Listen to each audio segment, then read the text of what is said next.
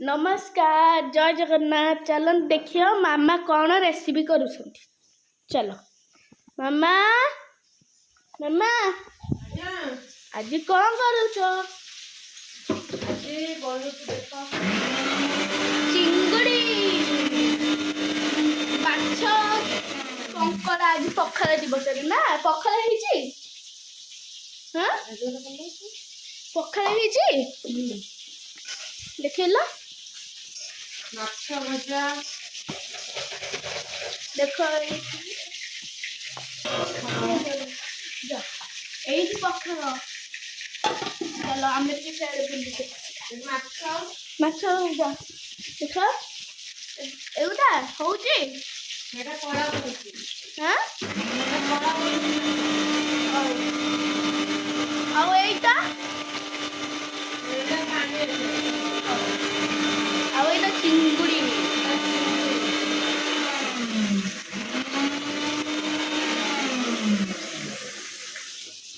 এটা দেখো কঙ্কড়া ଦେଖିଲ କଣ କଲେ ମରିଗଲେ ନା ବଞ୍ଚିଛ ତମେ ମାରିଦେଲ ଆଉ ଗରମ ପାଣି ପକେଇନା ଆଉ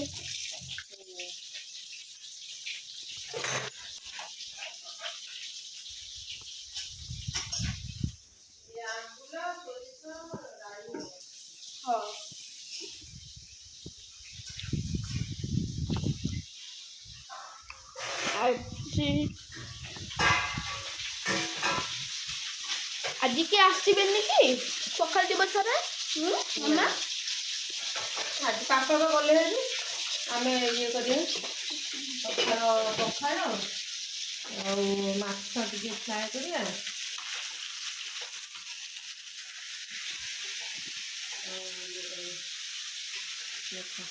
माछ तरकारी करें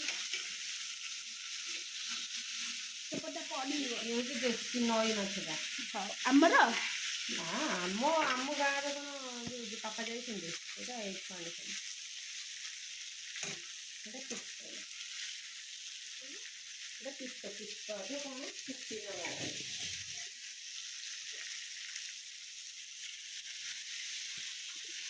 केतल सर जिनस केतल सर कह ଏବେ ଦେଖା ରେସିପି ଦେଖା ଟିକେ ପଇଲା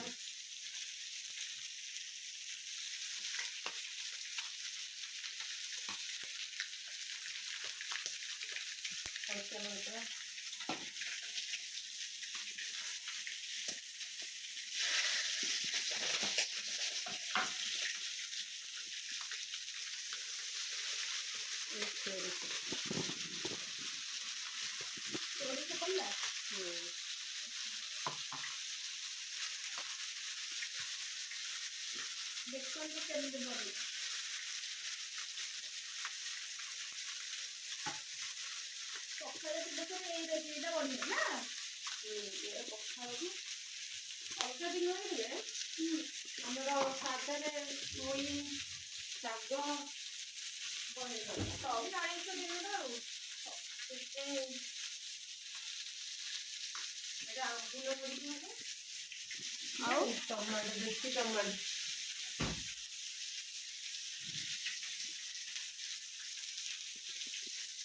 ସୋରିଷ ମସଲାରେ ଟିକେ ଟମାଟୋ ପକେଇଦେଲେ ସୋରିଷଟା କଷେଇଲେ ସେ ପିତା ଆସେନି ସେ ଠିକ୍ ରହେ ତାପରେ ଅଳ୍ପ ଟିକେ ଆମ୍ବୁଲ ପକେଇଦେବ ବେଶୀ ଦେଖିକି ଆଉ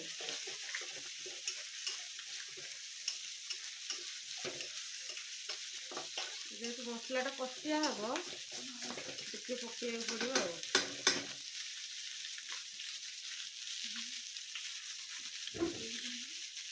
जो कंकड़ा ये कंकड़ा पूरा पत्रे करना कले भल लगे पत्रे ना पत्रे भाजीदे बढ़िया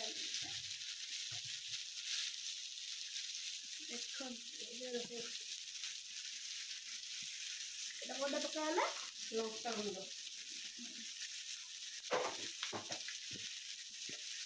चिकेन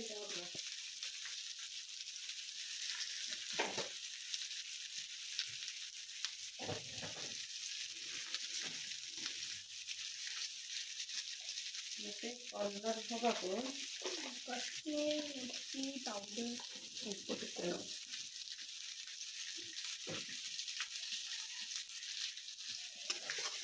କଷିଆ ହେଲା। ସେଥିରେ ଜିରା ସୋରିଷ ଅଦା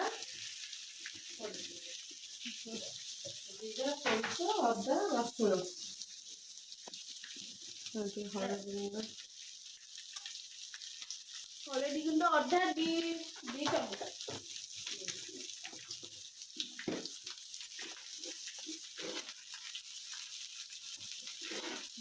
ଲୁଣ ସ୍ୱାଦ ଅନୁସାରେ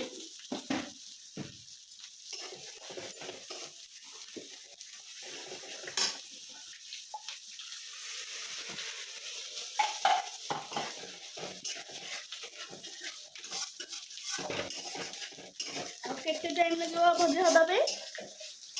15 ମିନିଟ୍ ଆଉ। ସୋରିଷ ମସଲା ବେଶୀ କଷା ହୁଏନି ନା, ହାଲକା ସେ ହବ।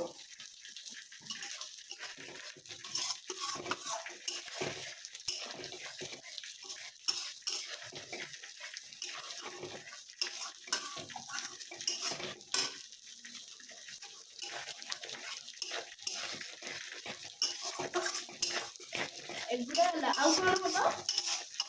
ଆଉ ତମେ ଟିକେ ଅଣ୍ଡା ଖାଇବା କହୁଥିଲ, ଆଜିକାଲି ଆମିଷ ଉପରେ ମାଡ଼। ଆଜି କିଛି ସାଧା ନାହିଁ ନା? ଆଜି ସାଧା ନାହିଁ। ପଖାଳ ଦିବସ ଏବେ ପାଳନ କରାଯାଉଛି। ଆମେ ଛୋଟବେଳେ ସବୁବେଳେ ହିଁ ପଖାଳ ଖାଉଥିଲୁ। ସକାଳ ହେଲା ମାତ୍ରେ ପଖାଳ ଖାଉଥିଲୁ। ତମେ ମାନେ ଏବେକାର ପିଲା ନା ସବୁ, ସେଥିପାଇଁ ତମେ ମାନେ ସବୁ ପଖାଳ ଖାଉନ। ସେଥିପାଇଁ ତମ ପାଇଁ ଗୋଟେ ପଖାଳ ଜିଦି ମାନେ ତମ କଥା ପଡିନି, ମାନେ ତମ ଜେନେରେସନ ପିଲାମାନେ ଯୋଉ ସବୁ ସେମାନେ କଣ ନା ସକାଳେ ଜଳଖିଆ ରୁଟି ଚାଉମିନ ଆମେ ରୁଟି ଚାଉମିନ ଆମର ନଥିଲା। ଆମର ସକାଳ ହେଲା ମାତ୍ରେ ବ୍ରସ୍ କଲୁ ତ ନର୍ମାଲ କେତେବେଳେ ଯେମିତି ଭିତରେ ଖାଉ, ହେଲେ ଯେତେ ଯାହା ଖାଇଲେ ବି ପଖାଳ ଆମେ ଖାଉ। ଆମ ପାଇଁ ସବୁଦିନ ପଖାଳ ଦିବସ ଥିଲା ହେଲା। ଏବେ ଯୋଉ ପଖାଳ ଲୋକମାନେ ଭୁଲି ଗଲେଣି, ଇଏ ଗୋଟେ ପାଳନ ଯେ ପଖାଳ ଦିବସ। ପଖାଳ ଦିବସ ଆମ ପାଇଁ କିଛି ନଥିଲା, ଆମ ପାଇଁ ସବୁଦିନ ପଖାଳ ଦିବସ ଥିଲା। ଆମର ଆଳୁ ସିଝା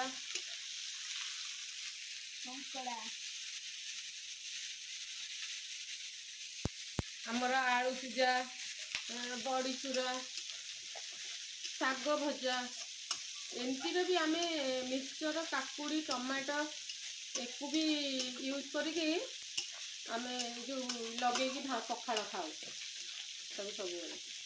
ସେମିତି ମାନେ ନଥାଏ ଯେ ଆମର ସବୁବେଳେ ଦରକାର ହବ ନାଇଁ, ସବୁବେଳେ ମାଛ ମାଂସ ମଟନ ଦରକାର ହବ। ଆମର ସବୁବେଳେ ଆମର ଆଳୁ ସିଝା ତ ହୁଏ, ତ ଆମ ବି ଶାଗ ପଖାଳ। ଏବେ ସବୁ ଇଏ କରୁଛନ୍ତି, ଖାଉଛନ୍ତି।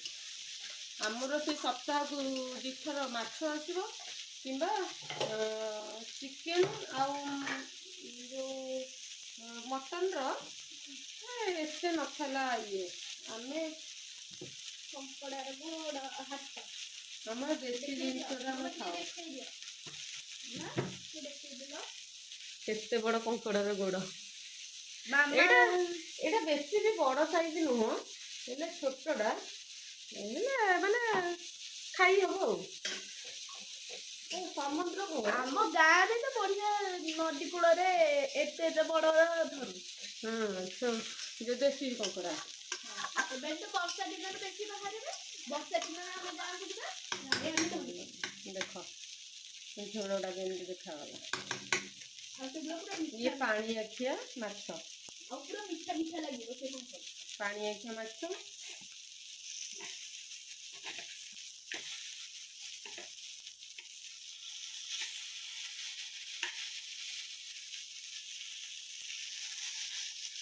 ହାତ ଆଇଁଷ ହେଲେ ବାବା ମୁଁ ଦେଖୁଛି ଭଲ କଙ୍କଡ଼ା।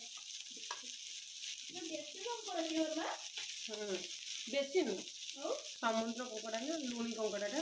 ଦେଶୀ କ'ଣ ଏମିତିକା ଦେଶୀ କଙ୍କଡ଼ାକୁ ମାଣ୍ଡିଆ କଙ୍କଡ଼ା କୁହାଯାଏ। ଏଇଟା ସମୁଦ୍ର କଙ୍କଡ଼ା ଆଉ। ଦେଶୀ କଙ୍କଡ଼ା ବହୁତ ବଡ଼ ଥାନ୍ତି।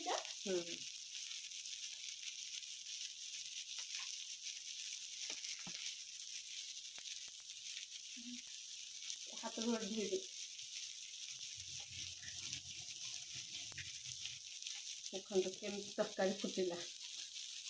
ଏ ପାଣି ଆଖିଆ ମାଛ।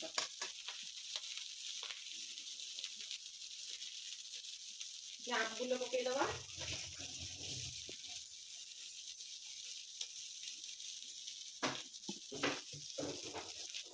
ମାଛ ପଡ଼ିନି ନା ପଡ଼ିଯାଇଛି? ପଡ଼ିବ ନା ଏଗୁଡ଼ା ଅଳ୍ପ ଟିକେ ଆସିଛି ନା, ବେଶୀ କାହିଁ ଆଣିଲେନି ବି?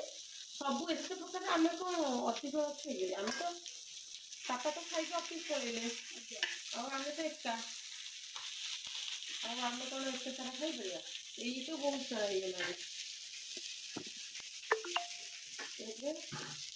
ମାଛ ପକେଇବା।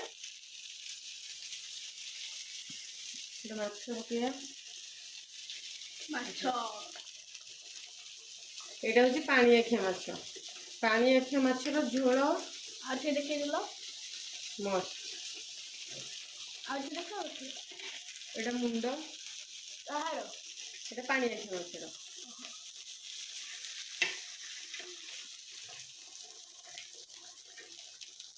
ପାଣି ଆଖିଆ ମାଛ। এটা আম্বুল। Bye. Bye. Like and subscribe.